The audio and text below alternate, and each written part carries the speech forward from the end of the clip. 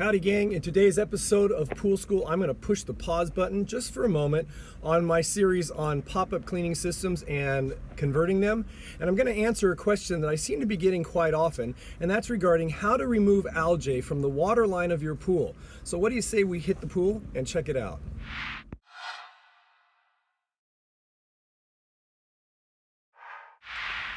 Alrighty, before we go any further, I want to remind you to like and subscribe to my channel, and also share this channel and video with any friends that you have that might have a pool who are looking to save a few bucks servicing their pool themselves. Okay, two quick things I want to mention. First of all, there are other ways to remove algae from your water line, one of which I have heard of involves raising the level of your pool water till it covers that water line where the algae is, and then adding algicides and additional shock or chlorine in order to kill that algae.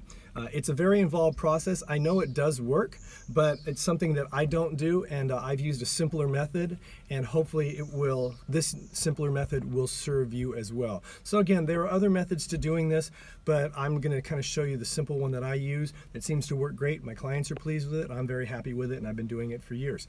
All right. The other thing is you're going to need a couple tools or a couple things with you. I'm going to say tools. Let's say you need a couple things. First, you're going to definitely need a nitrile glove or a latex glove. This is because you're going to be handling a chlorine tablet, which is the second thing that you're going to need. You only need two things. You need a chlorine tablet and you need a latex glove or nitrile glove. And this is to protect your hands. I always tell people, anytime you handle chlorine tablets or any of the chemistry, anywhere where your hands might get in contact with it, probably a good idea to wear protective gloves so that you avoid that contact. And especially with chlorine tablets, your hands won't end up stinking for days afterwards, no matter how much you wash them. So those are the two things you're going to need. Now let's go back to a pool and take care of a water line.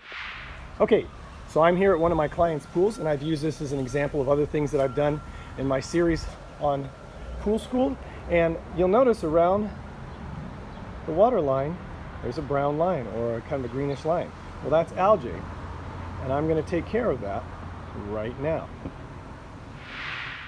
Okay, so I've put on my protective glove, and what I'm going to do is I'm going to grab a chlorine tablet, and basically what I'm going to do with this tablet is I'm going to use the edge of it, and I'm going to rub that all the way around the water line anywhere there's algae, and that's going to kind of start to erode or kill that algae.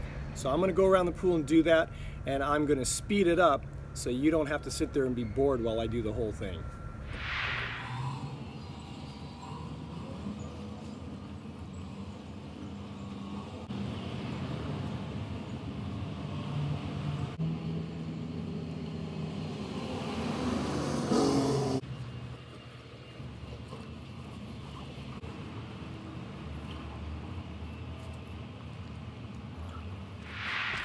Okay, I am done doing the edge with the tablet, and you'll notice this is how much it wore the tablet down. Now I pretty much can take this, and I'm going to put this in the tablet floater of this pool because it needs chlorine anyway. And then I'm also going to describe to you what I do from here. Okay, so if you notice around the water line of the pool now, there's that white powdery substance. Obviously that's chlorine, and that chlorine is eating away at the algae. Now you'll also notice I do not have the pool equipment running, and that is super important. I don't want the water moving or agitated in any way while I'm doing this, because it will wash the chlorine off of that area of algae that I'm trying to kill. So normally what I do from this point is I leave the chlorine on there, go do my routes, and then a week later I come back and brush the pool down. And usually in the course of people swimming in it and the water running and the equipment running and everything, then it agitates the water, and that washes that water off and that chlorine off, and the algae is gone by that time. However, there is a rare chance, although it's never happened to me and I've never experienced it, that if you have any very, very high-end tile or poorly made tile even, that chlorine left on too long can damage the tile or wreck the color or pattern of the tile, or even damage your PebbleTech, like this is a PebbleTech pool. However, it's not been my experience. I've never seen that happen, but it could, so I want to warn you about that. So if that is the case and you're concerned about that, my suggestion is that after you've done this and you've put your chlorine, you scraped your chlorine tablet around all the algae on the water line that you can see, let it sit for around 2 to 4 hours. Okay, again, 2 to 4 hours. And then run your equipment and brush those areas down so that it rinses it off and see if the algae is gone. It probably will be. If not, just repeat the process again. Okay? That's pretty much all there is to it.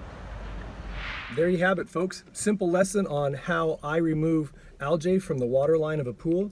Again, 3 things to remember. First of all, there are other ways in order to remove algae from water lines. They're very involved as far as I'm concerned, and this one seems to serve me quite well, so this is the one I use. If you have other ways, that's great. Hopefully they work for you. Also, the other 2 things, remember anytime you handle a chlorine tablet, try to protect your hands. So in this case, use the nitrile or latex gloves in order to protect your hands. And then lastly, if you are concerned about the potential damage to tile, if it's cheap tile and it's bad paint, bad dye lot, or it's not sealed very well, or you're concerned about damaging your PebbleTech at all, when you scrub the side of your water line, wherever there's algae, leave it on for 2 to 4 hours, then brush it off. That way it gets it all off of there, and you protect the finish or surface of your pool. And if it has taken care of the algae, good job. If not, repeat the process, leave it on for another 2 or 4 hours, and then brush it off. Anyway, I hope that helps. I hope it all makes sense. Again, if you have any comments or questions, you can post them in the comment section below this video, or you can email me directly. And again, my email address is going to pop up right over here. It's kennypoolschool@gmail.com. Once again, kennypoolschool@gmail.com. I thank you again for watching. I want to remind you again to like and subscribe to this channel and share this channel with other friends who have their own pools. And as always, be safe, have fun, and watch your kids around water. And I will see you next time.